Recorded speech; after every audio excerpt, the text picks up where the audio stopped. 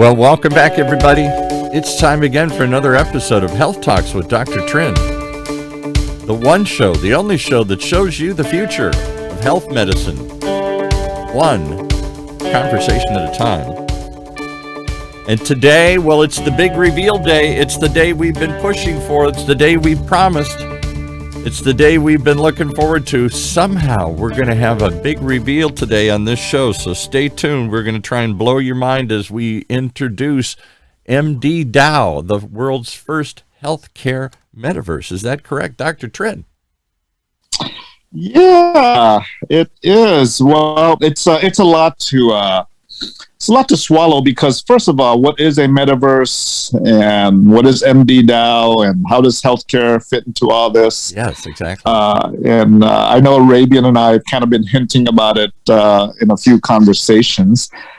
Today we have one of our co-founders, Helene, who is not a stranger to this OC Talk Radio at all. No, she was with us. She did a host on a cannabis, women in cannabis show for years. Talked about that, and so she's well known in that space. I didn't know she was playing in the metaverse space with you here. Yeah. Well, it's all about, it's all about health, right? So it was the cannabis, but it was the medicinal plant that we really looked at. So it's all related when you think about it. Right.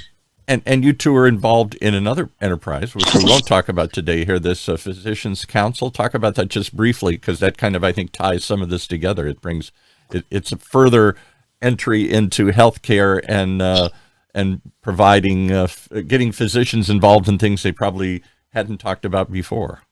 That's right. It's at the end of the day, it's all interlinked. Again, it's about plant-based medicine, and then and that's how Dr. Trinh and I got involved. Dr. Trinh had a physician CBD council, which I now lead with him, and we are very focused on patients and consumers. So therefore, we're going to, might as well reveal two things at the same time. We're going to we're going to launch. We want it all out today. You've been teasing about this forever. Let's get it all out. Don't ask me what we do with our spare time, but we're launching a seal of approval, a physician seal of approval for to elevate the really good CBD products on the market, as opposed to just the fly-by-night and the everyday not so good quality products that are on the market. So we're going to have a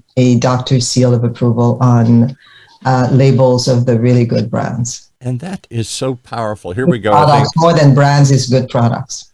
Well, and that's been something that's been missing we talked about this years ago, even in the natural products realm, natural health supplements and other sorts of things. Everybody says they think they're getting CBD, they think they're getting vitamin C, they're getting all this stuff, and because it's not regulated, you might not be getting exactly what you think. You might be getting a whole bunch of other stuff in there you didn't want to get.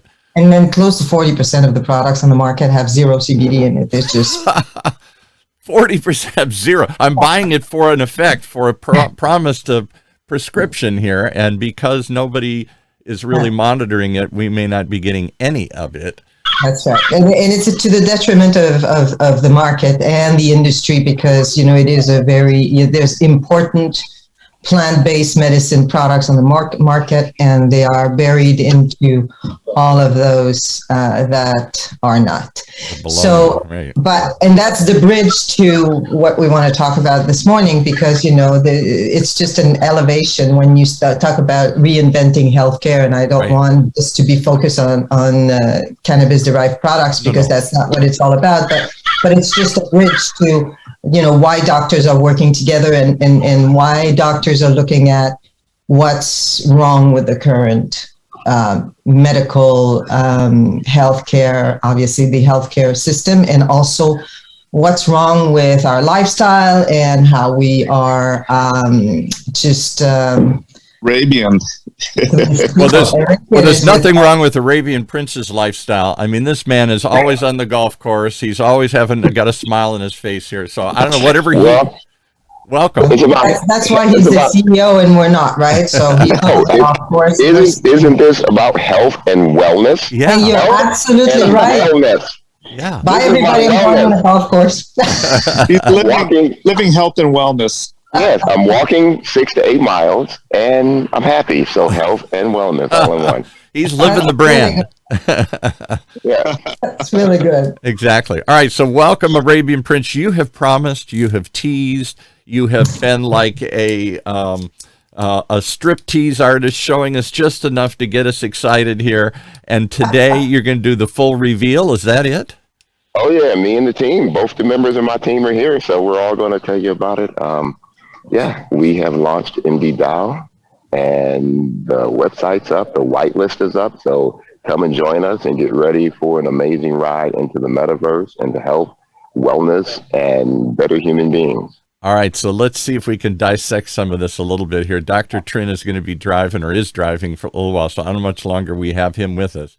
Let's start with Dr. Trinh. Why does the healthcare, what Helene said, why are doctors thinking of changing the healthcare universe, if not the metaverse, the universe? Why do we need to disrupt the healthcare system? I thought we have the best results and the best doctors and the best hospitals, and why do we need to upend everything here? We need a system that is designed not from the top down among MBAs, lawyers, and executives. We need a system that is designed from patients up, with the patient's point of view, and that is patient-focused, patient-centric. Our system today, I wouldn't say it's horrible, but I would say, as anyone would agree, it needs improvement. Our system today is built on silos, surrounded by walls, and with less and less access to the doctor, less and less communication between the doctor and the patient. I get to see the doctor maybe 5 minutes now after I've waited an hour or two to get in there. Absolutely. And so we want to reimagine what healthcare looks like. We want to reinvent healthcare. And what a better place to do it than on a platform that has no walls. It's called the Metaverse. Yeah, that's this strange online space where right now people are playing games, or people are assuming different personalities. I'm going to be a dragon. I'm going to be so. It's anything you want to be. It's another world that exists virtually and not physically, but that has all the same possibilities of interaction, of communication, of celebration, it's where we're going to live our lives and communicate with each other, particularly as we're more and more remote and more disconnected and whatnot here. We're all going to live and play and communicate, apparently, through this strange metaverse. And once again, we got to go to Arabian Prince. What the heck is the metaverse? I'm still not sure I got my head around this thing. Well, let's wait for this plane to go by, because I'm over here in Venice, right next to the Santa Monica airport. So he's in the real world, and there are planes flying around. We're talking about the metaverse. Well, like you said, this is the metaverse, right? This is the metaverse. And basically what the metaverse is, and people say it's an alternate universe. It's a different world. But in what we're envisioning in this medical metaverse, it's not an alternate universe. It's an extension. It's a mirror of the real world in healthcare. But what we've decided and we wanted to do with the help of all the people involved is create a community. What we don't have in healthcare now is community. We have you and your healthcare, professional interacting. But after you go see your doctor, like you said, you see your doctor, he walks out the room, all you have is a prescription and some information. That's it. And an appointment to see him in 6 months. Exactly. There you go. And then you are like, okay, well, I need more information. So you go on Google, you go on Yahoo, and you get information. Do you know if it's right information, wrong information? In the medical metaverse, you have like-minded people, some with like conditions. Saying if you have heart conditions or diabetes or hypertension, whatever mental illness, you can be in a community of people that can help you. Healthcare professionals, wellness professionals, and regular people that can actually help you be healthier and be better. And you have 24-hour, 7 days a week, 365-day a year, leap year 366. You get, connected. You're connected. And we also want to gamify healthcare in the metaverse. So we gamify it.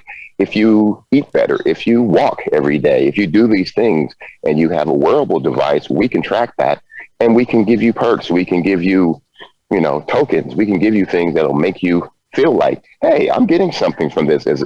And more than just that little star you get on your watch or on your phone. Because we all love to play games. We all love to win bonus points and everything here. So we can turn this into a fun exercise that if you check in and perform certain metrics and follow certain programs, there's some tangible benefit to it other than you getting healthy. We're like little kids. You got to bribe me to do something here. Yeah, correctly. And also, too, we want everybody involved. So what we decided to design, this is not only about us. Most metaverses are about them. Okay, we created this thing. Yes. Come to our thing. Facebook. I create this, you come and play in it in my world, and I profit from it. Yeah. Whether you like it or not, this is what it is. We want to be more like, I love the quote that Bruce Lee said. He says, be like water. Water moves, it morphs, but it's the strongest, most powerful thing in the universe. It adapts. And that's what we want to do, be a platform that adapts to what's going on and to the needs and hear what people want. And not only the healthcare providers, not only the health and wellness people, regular people, we want everybody to be happy. And in this ecosystem, we can kind of build something that just kind of moves and flows, a living entity. Yes. Well, let's move and flow into our next guest here who's joined us quietly, patiently here. Stephen, why don't you identify yourself? You're one of the founding crazy people behind this as well here, I'm told. That's a pretty good description. Thank you. I'm not crazy as Arabian, but or Dr. Trinh, but kind of on the same level as Ellen. But I'm a pediatrician locally, and we've all shared the same vision. I think the metaverse or the universe just kind of put it all together like in December. Mm-hmm. And we share a passion for promoting engagement and improving healthcare in the United States, realizing that the United States has the highest per capita costs of patient care. And the issue with the United States compared to other systems is that we're more reactionary, mm-hmm. and we treat diseases rather than actually the population and preventative disease. So we compare like our costs compared to like Canada, we're probably like 10 times higher, but our life expectancy is not like any better. Actually, it's actually worse.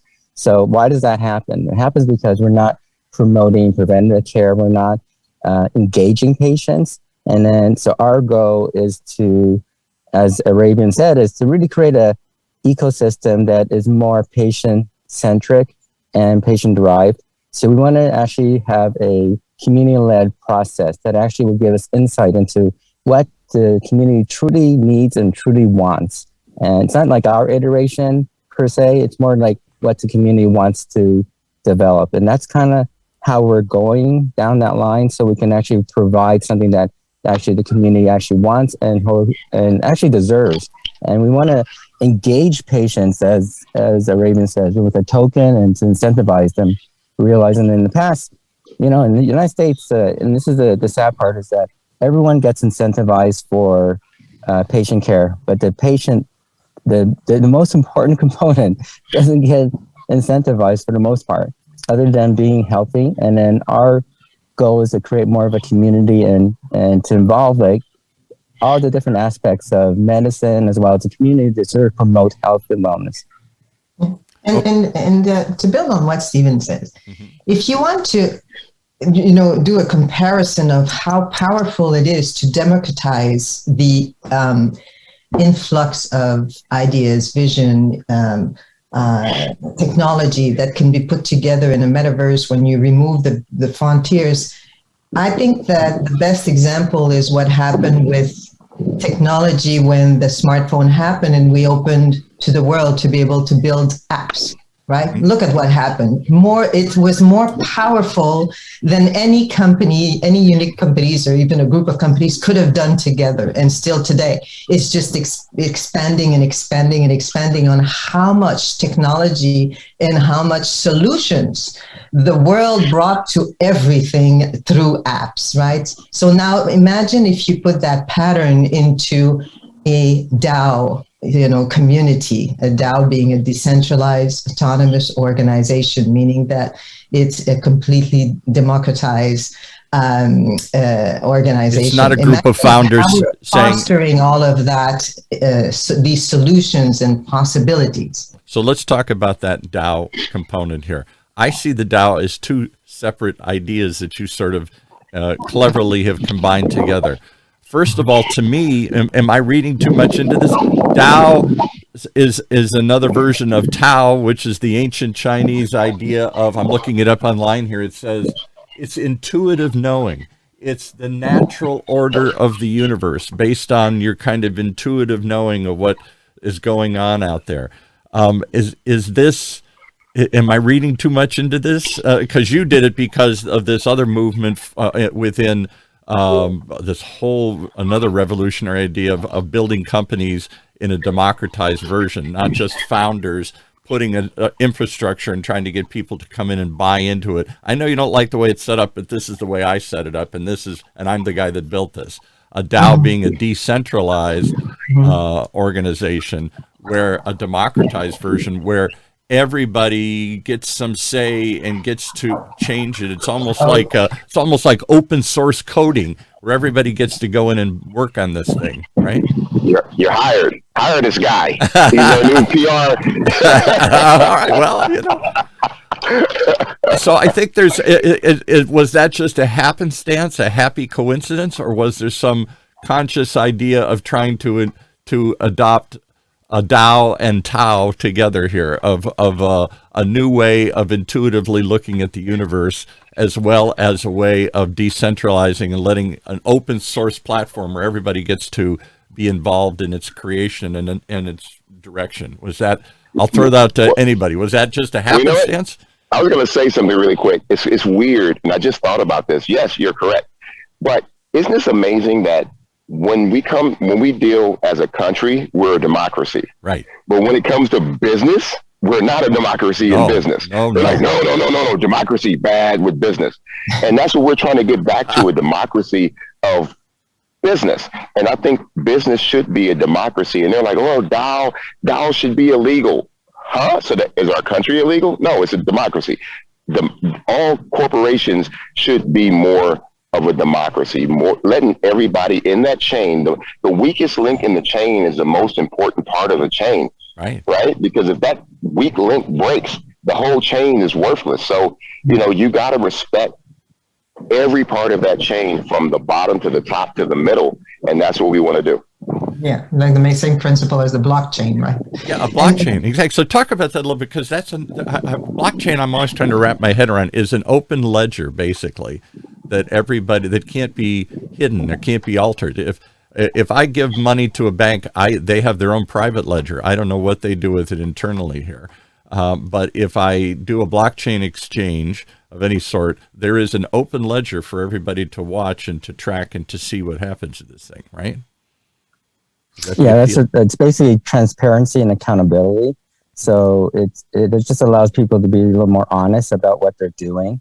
And so just to go back to the DAO, or Decentralized Autonomous Organization, it was more of a conscious event for us to sort of decide like how to create an iteration that the community will actually use and get better insight into what patient care is as a end user. So rather than adopt, and to use means to have some influence as to how it shapes and how it comes out and where it goes, as opposed to just buying into a pre-built system and architecture and infrastructure and trying to navigate within it. I don't like it, but it's just another universe. Here's the healthcare system, which I don't like, because it takes me a long time to get to see the doctor. I get only a couple minutes in front of him. I have no communication thereafter with him. I just basically get a pill or surgery, And if I want to talk about prevention or aches and pains, there's no time, there's no way to do that. There's no way for them to get paid to spend time talking about my mysterious aches and pains. You want a pill? It's a pay for service. Yeah. And we want to create more of a community feel too. So we want to not just like the physician dictating your health. It's your health. You want health ownership. You want you to own your own health and even commoditize it and earn points or rewards for doing healthy habits, which is just makes sense. The most important part of a healthcare continuum is not the physician, it's actually the patient. But we've made it a physician-centered world. I'm doing everything I can to get to the Wizard of Oz, behind the curtain. I tremble like Dorothy and her cohort as I approach the doctor, and he says, "Who are you and why are you here? Now leave. And if you do this, maybe I'll see you again." I mean, it does have sort of that very authoritative, hard to reach citadel of truth that you seem to be breaking apart here. What do you think, Elaine? Am I building too many movie images into this here? No, but the Dao, we didn't create the terminology or the universe of Dao. There's multiple Daos on it's something that exists, but we're using the Dao. Right. Think about it as the Switzerland way, a democratic Switzerland way of creating or architecting the blueprint of what the medical metaverse will be.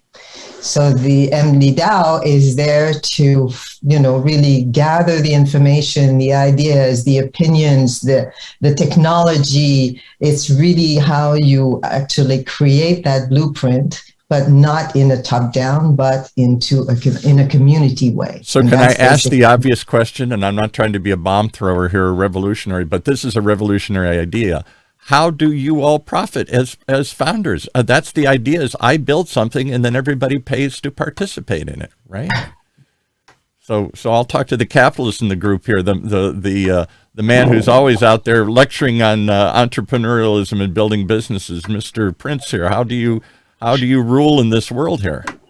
Well, basically, like you said, it's a community, but people pay to be a part of a community, for services. We get paid for creating services. We get paid for creating the portal, just like Amazon or anything else. Amazon doesn't make money off of the actual items that it sells. They make a percentage of that item. So as we bring in the professional companies, as we bring in, the hospitals and the healthcare and if you think about a hospital, there are thousands of companies that are inside that hospital that make that hospital go. Right. They all pay something to be part of that system. And that's how we'll make money off of that. But we want to take a portion of those proceeds and give them back to the people that benefit from it, because we can't survive and we can't make money without them. And if we help them be healthier, they'll appreciate it. And it's just this circle chain. You always say that these big billion-dollar and trillion-dollar companies that just take your money and give nothing back. I'm like, what kind of life is that? And they all die eventually. Look at all the big companies at the beginning of the internet. Most of them are dead, right? And even Netflix right now, and I hope they don't get mad at me because, I like Netflix. They lost 250,000 viewerships recently. Exactly. So we're doing this in the middle of April 22 for those listening later, and they suddenly had a little shell shock here this recent week here. Right. You have to take care of your people. You have to take care of the people that support you, and that's what we want to do. Because there's no connection to companies.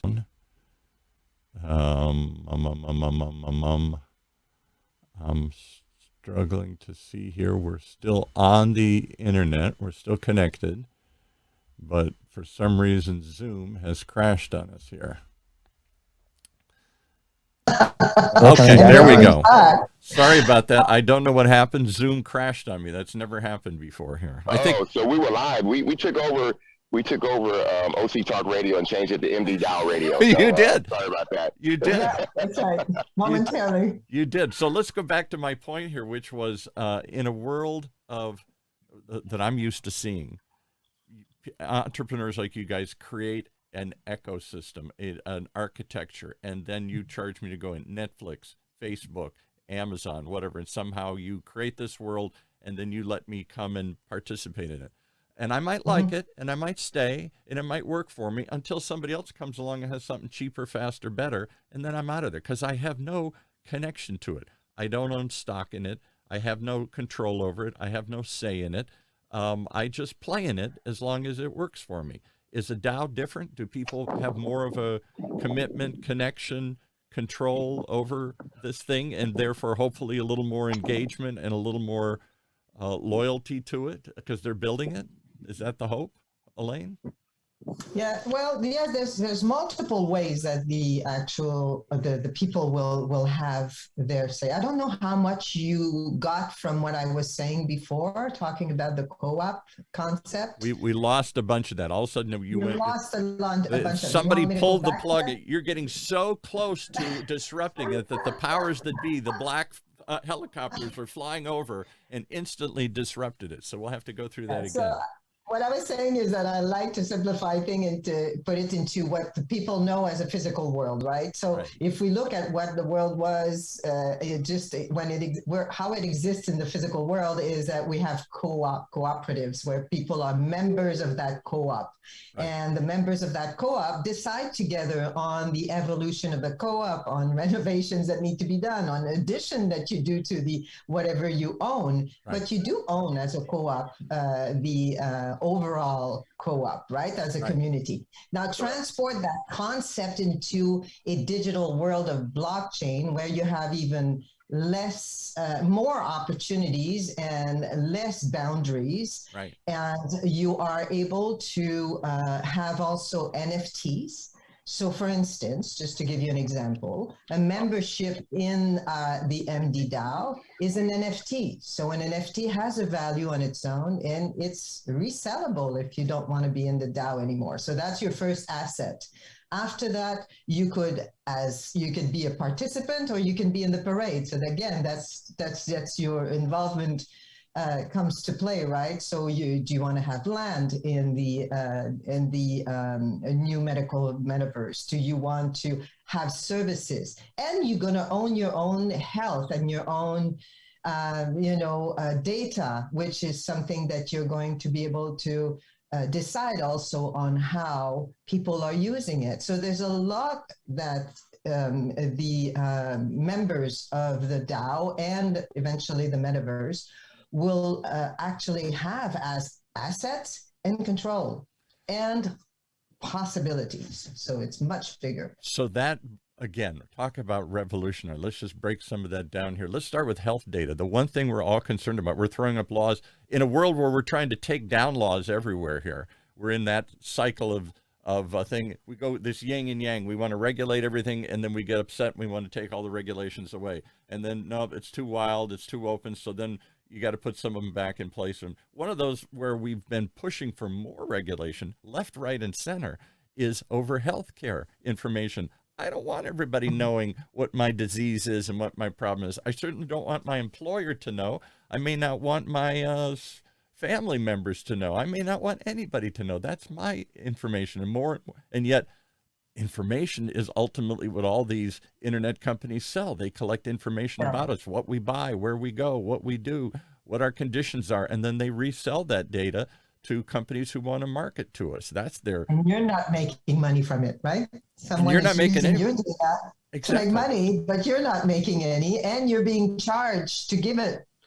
To give it to them, you pay, right? I pay them. How broken that system is? Yeah, how crazy that is. And people are always upset when they find out that Facebook and all these entities. I was at a symposium, and this guy was standing. He says, "How dare Facebook use our information?" I said, "Did you look at any of the disclaimers that you signed when you signed up for this service here? You gave them your data, and their data. That's why they're giving this to you for free. They're letting you play in Facebook for free because they're trying to get data about you that they can market to people." Yeah, and that's and I would say that's the accountability of people, is that you cannot get anything free if you're not giving something back in return, right? Exactly. Because why would do what people create universe as big as Meta or Facebook, and give it to you for free? So this is not altruism, right? So you have to have a payback somewhere, and if you want it for free, well, something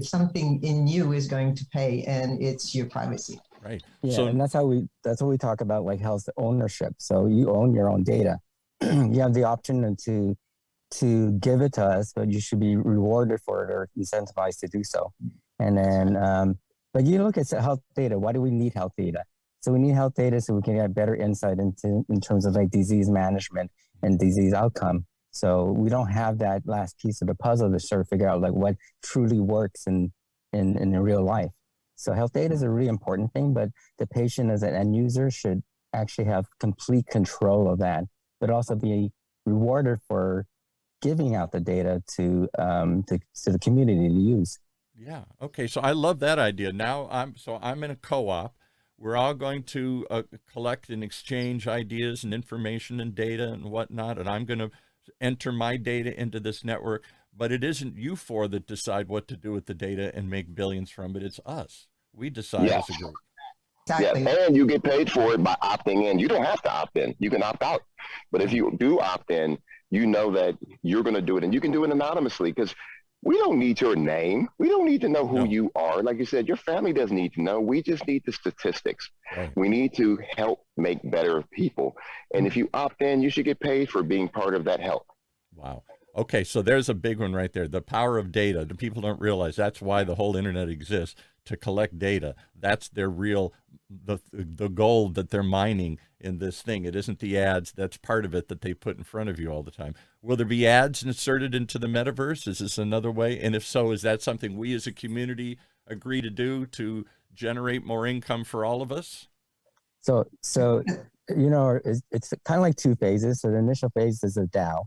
And DAO is designed to actually give the consumer the largest share of the memberships. So like 56 to 58% of the memberships are going to be consumer oriented. And a portion of that actually is going to be given to underserved areas as well as community clinics. Okay. So we're going to try to sort of bias it, not to like the patients or people who can actually afford the membership, but actually a better representation of what the population is. Okay. And then real people. So this isn't just for really rich people. This is real people. Real people. Right. And it's going to be the DAO's initial phase where the DAO will decide the final iteration of the metaverse. The metaverse will be basically what we decide or you guys decide as our members. So we give them full control or almost full control in terms of like the design, the functionality, whether or not we want have more of this, data, you want less of this. Yeah, exactly. Right. So we're gonna, it's as transparent as we can. We're gonna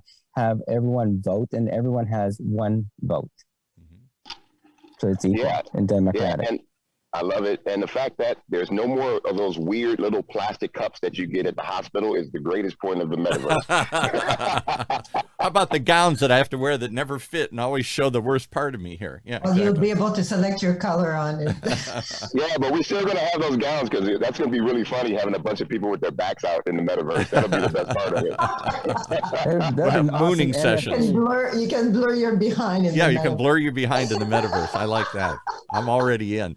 All right, so I see the benefit of a collective group of people. There's always, that's the power of any of these masterminds. That's the power of any of these co-ops and collections of people who come together and share resources and share the direction and have some say in all this, and hopefully share in the rewards as well to some degree. They're always going to pay people to administer it and to run it and everything here. There are people who need, that's, I guess, your role kind of as the initial, you start it and you plant a flag and then you administer this thing and then you listen and respond to the members as they vote and give you guidance on where you want to go with this thing. Well said. And of course, there's going to be, like Arabian was saying, there's people will be able to vote, and then medical professionals will be able to vote also, of course, on care because they're the ones who are delivering it.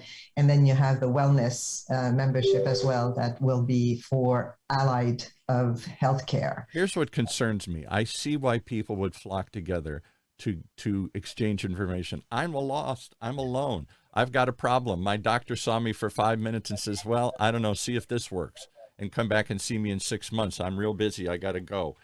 Time's up.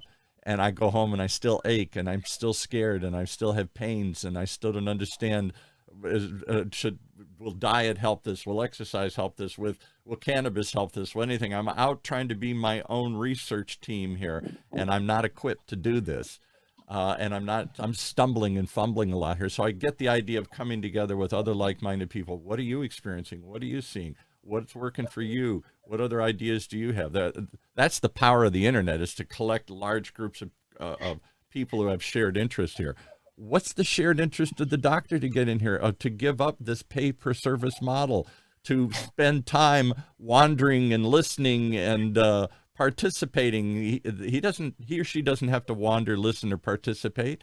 It's an assembly line, and you get in the front, and then some point along the way, you get your blood checked, you get your weight taken, the nurse practitioner sees you, all these other people see you, and then finally you get to see the Wizard of Oz for 5 minutes.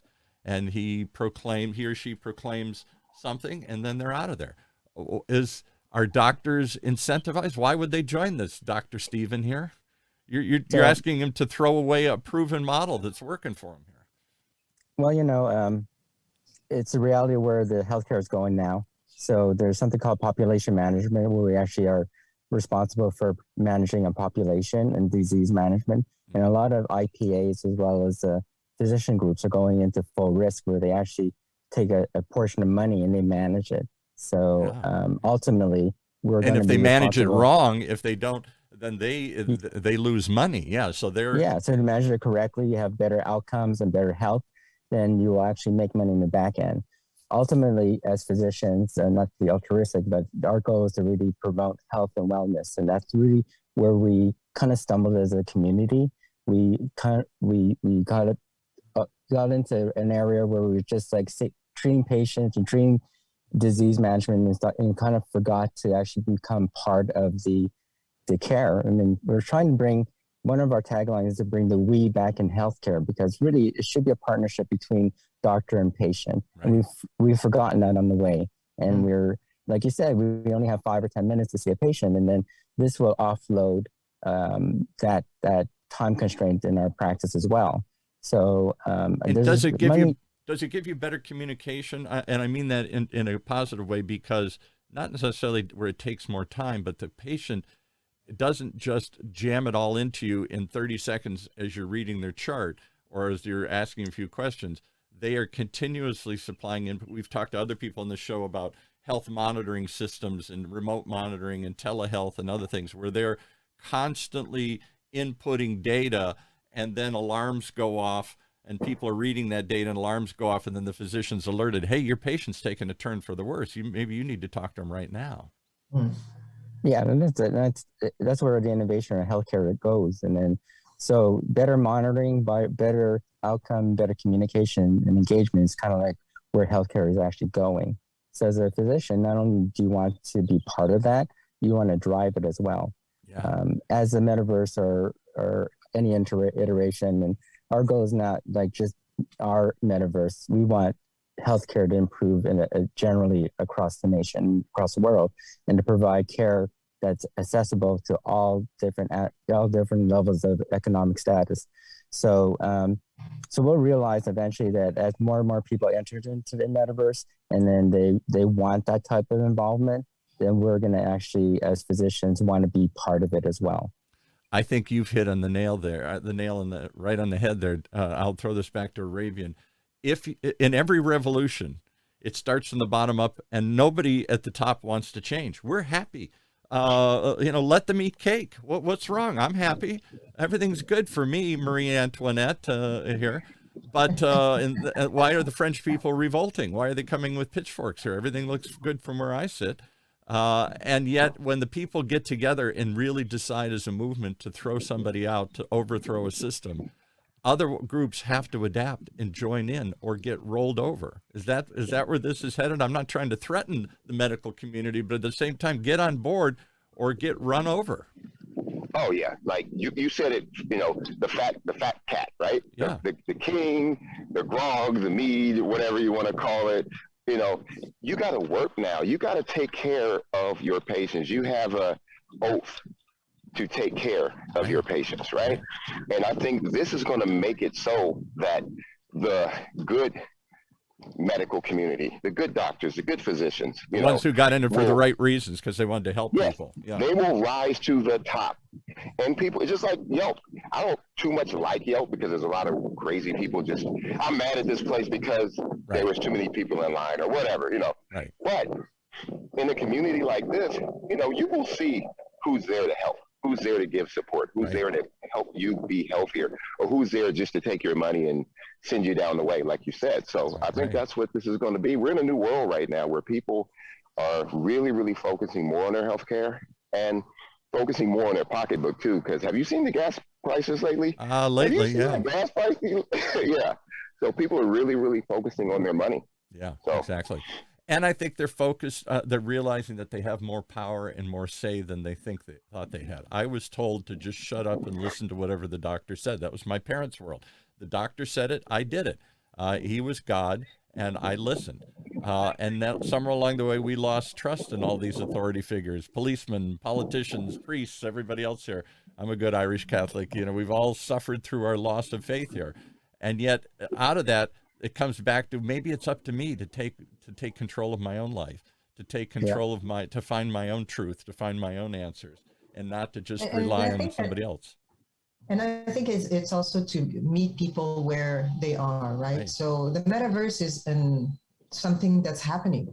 We're not going to fight that, right? This is something that's happening. People are gathering, people are connecting, people are communing. Yeah, people are going to go to that now, I would say, third dimension to the web that is happening, and more people, because it's going to be a fascinating world. Trust me, with the money that is put behind all of the different metaverse right now, it's going to be a fascinating world that you can sit on your chair and explore for and full your brain to do.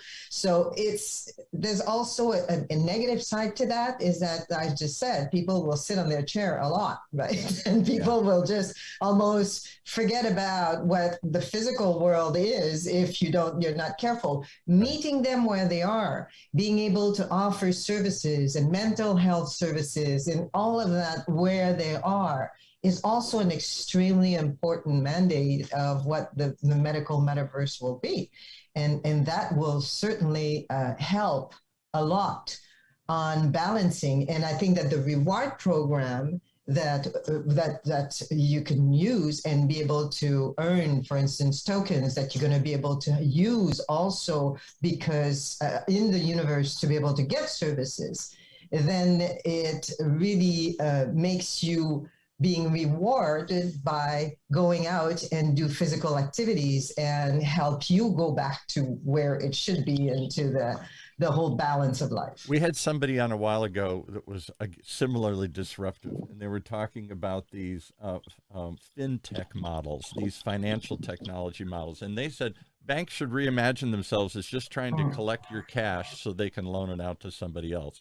They should see themselves as creating a community of financial a financial community. So it's where you get your credit card, it's how you get your credit score, and and you get compensated. If I join Bank of America, because I get discounts at Starbucks, I get discounts over here, I get information on this, I get access to financial planners and other sort. It's a whole world built around finance, and not just a world of trying to get me to give me my cash so they can do something. You hold it, and I get a little interest back on or something. It's a participatory model. It's not just I don't want to say predatory model, but a model where I'm just out to get you to give me something here. Yeah, right.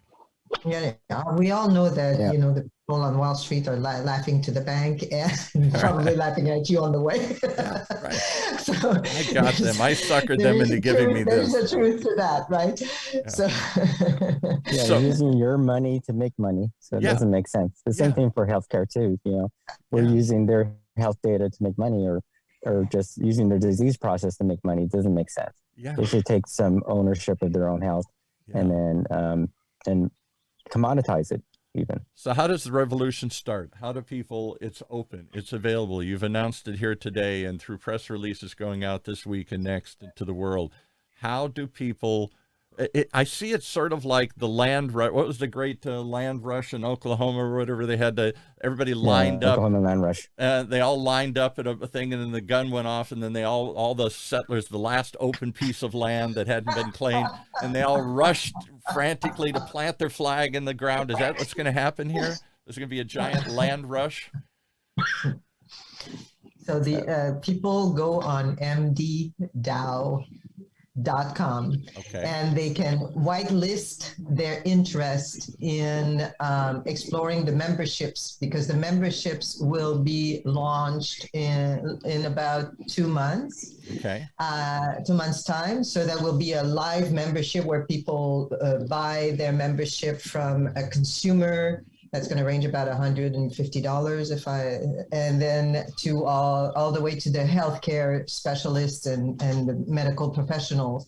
They will have different type of membership, and international membership as well will be available.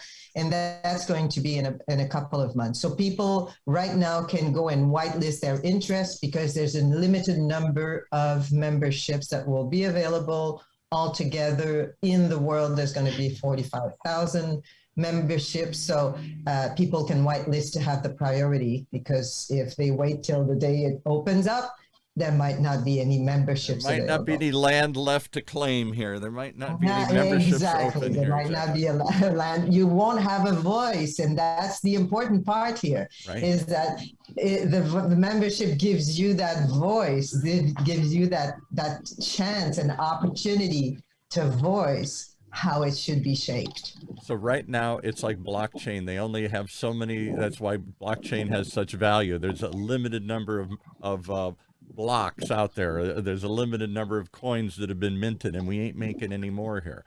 So you're talking about Bitcoin, not blockchain, right? Bitcoin, yeah, right. Well, Bitcoin, yeah, specifically using a blockchain idea, right, for currency.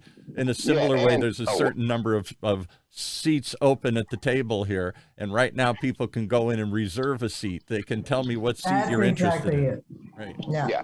And then once the DAO is formed, and we start to build out the metaverse, and the metaverse opens up, then there will be tons more. But for right now, we want those select few people who really care about healthcare and who really care about changing the future of healthcare. And it's not getting rid of hospitals or doctors or anything like that. We want those too. We want everybody who's involved in healthcare right now, let's come together and create something better. And that's really where the internet is headed. It's gone through 3 waves. Web 1.0 was simply giving you access to information. It was a giant library. It was a giant Craigslist. It was a giant directory. And you want to find something, you can find it here. Then Web 2.0 became building conversations. I have access to other people sharing chat, talking in Facebook, exchanging ideas, but it was still kind of just conversational talking. Yeah. And web shopping. Yeah, right. And Web 3.0 seems to be much more about connecting people on a continual basis. I live there, I play there, I converse there, I commune there, I have friends there.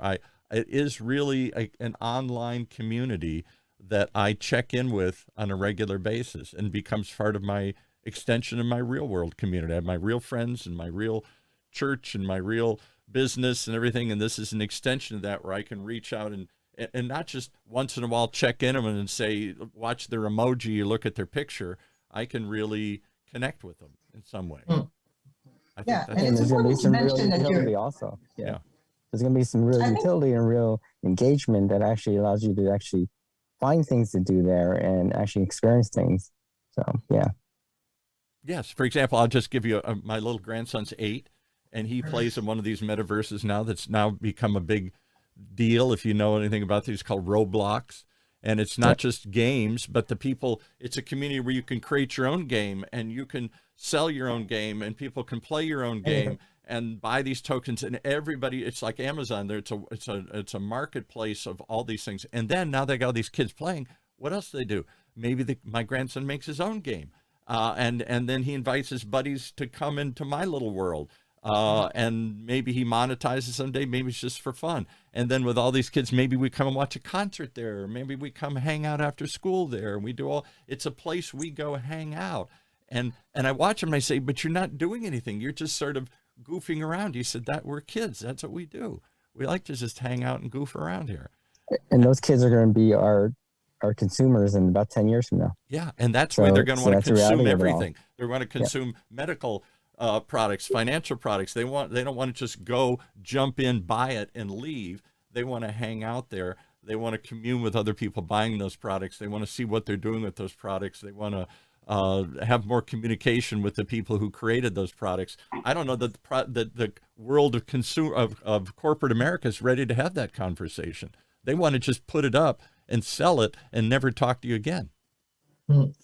Yeah, but that's like older generation. I'm part of the older generation, so I guess I can say that. Yeah. But that's kind of like the older generation, how they approach consumerism as well as like engagement. This newer generation is different. They're more interactive. They want to be entertained. They want to be engaged. And then they want to become part of the community. They grew up with social media. And they want to know you. So I always preach this because I'm into podcasting, which is one little part of, this another sort of iteration of how you have to throw stuff out and communicate with people these days. In the old days, you just put up an ad and once in Yellow Pages, and it brought you people forever. And I know so many businesses would love to go back to that model. I don't want to talk to my customer in Facebook and Twitter and LinkedIn. I don't want to answer questions. I don't want to put out free ideas and free information through podcasts and YouTube and everything. I don't want to have conversations that show who I am. I don't want them to know who I am. I want them just to buy that thing that I built. And that world is falling apart rapidly. I'm only buying from those I really know and trust and believe in, and not just some anonymous company that made the best toy. Anyway, that's what I'm seeing. Well, I think you guys are at the forefront of it here. We got like 2 minutes left. Let's go around the horn here and summarize what it is you're doing, why this is so revolutionary, or how people can find you. Any of those in those order. Let's start with Elaine up there. Tackle some of that. What's your takeaway from today's reveal here? What should people remember? Well, people have to remember that they have a voice and that they have a historic opportunity to voice it and to express how they want healthcare to be. And that includes, I think the most important part is it includes the medical community. It does not, put them on the outskirt of it. It really includes them because doctors like Stephen, like Dr. Trinh, like all of these doctors have good ideas of how we could bring solutions to the healthcare system, but they don't necessarily have the environment to be able to express it. And that's something I was taught not to believe. I have no voice in the medical care system. It's an authoritative top-down thing. I just hope I can get in front of somebody so they'll listen to me for a second, but I have no voice and no say in how it works or really much connection. I'm begging for anybody to listen to me here. All right, Dr. Stephen, what do you think? Is there anything beyond that? I think ultimately our MDDao is really, like Ellen said, it's a community-led process where our goal is to create an iteration of the metaverse that is actually truly reflective of what the patient, the consumer, as well as the doctors want. Our membership, I'm not sure if we mentioned this, is the majority are actually consumer related. So we want the opinions from the people who are actually going to be using it. It's our opportunity and your opportunity to actually help us create this iteration and really flavor it in the right direction. Because if people come together, then the medical community will have to follow. It isn't that they necessarily want to go there, but if that's where we are, they got to go where the patients are, right? And if we're all gathered in a conversation, then they're going to want to come and participate. And then we got to be quiet for Arabian's going to hit a shot. I'm going to close this show with a hole in one. How about that? Hole in one. Wouldn't that be something? That would just say it all right there. Go ahead. Yeah, as a physician, we should actually, as a physician and actually a stakeholder, we actually need to listen to what our consumers want rather than top down. Like you said, it's floor up. That's what we're building. It's something that hopefully will have the a better insight, and hopefully this is what the consumer wants and needs to actually drive health and wellness. How did it go? Did it go left or right or straight down the middle? I didn't see the ball. No, putt for birdie. That's all. All right. So Arabian Prince, you're the prince of this conversation here. You're the man who's been talking about the metaverse forever. I suspect in some way you pulled this group together. What is it people should take away? What should they know about why is this so exciting? It's so exciting because it's the first time that people have a voice in healthcare. People can help to mold and create something new in healthcare. And like I said, we're not getting rid of healthcare. We're still going to be doctors and hospitals, all these, but we want to be that connective tissue between the patient and the hospital and give people a community in this. And we call on everybody. Like, we want every company out there, whether you're, now here's a crazy thing. Whether you think you're in healthcare or not, you may be, because if you think about entertainment, if you think about fashion, all of these things make people feel better. Right. We want you, because it's all about creating this ecosystem of making people feel good and be healthy. And, you know, there's nothing wrong with drinking water, but you can have a Twinkie every now and then too, if you walk by with a smile. So, you know, that's what it's all about. All right. So how do we find you? How do we sign? Right now, this is just, we're taking interest. We're taking... Very simple. You go to MDDao.com. Okay. One more time. And you leave your name, your email, and you will be whitelisted automatically to receive the information when the membership opens, and you'll be the first to know. Yep, and one more time, that's MDDao, MDDao.com. Come on, whitelist with us, be part of the community, and help create the future. And trust me, everybody's going to be rewarded, you know, whether it's financially or, you know, for your health and wellness. You know, whatever you want, we got it in the metaverse. So well, again, I'll leave with the quote from Wikipedia that I started with. When you look up the word Tao, the Chinese concept of T-A-O, it's also known as D-A-O. And it's always the natural order of the universe. The natural order of the universe. Why not build a natural order around the way we should work, the way we should be together? Let's rethink the universe here, starting today with MDDao. Thank you guys for joining us. It was everything and more you promised. I'm still not sure I absorbed it all, but I look forward to signing up and learning more and getting in on this gold rush, this land rush that's going to take place here shortly when membership finally opens up. We appreciate you. Thanks for having us. Thank you, Paul. Thank you. Thanks a lot. All right, folks. Well, there you go. One more reason you got to tune in each and every week, because you never know what you're going to hear here on Health Talks with Dr. Trinh. Showing you the future, one conversation at a time.